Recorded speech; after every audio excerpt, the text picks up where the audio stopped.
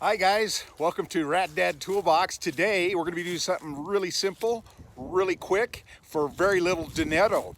So we're going to be changing a battery on a GM style remote for your car, and we're going to save you a ton of money doing it, and we're going to do it in less than a minute. So let's go. All right, before we get started here, I wanted to show you what I paid for these wonderful batteries. And by the way, these are 2032s, which are very common in most key fobs. But check this out. I went to Harbor Freight. I got my 20% discount. Oh yeah.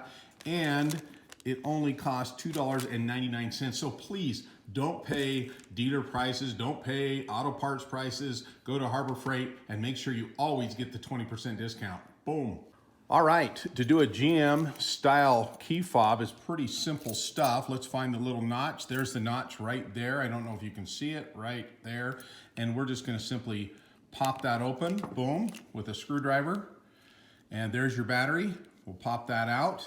We pop the battery in on the other side where it holds it, and then we simply snap it together and you should be good to go.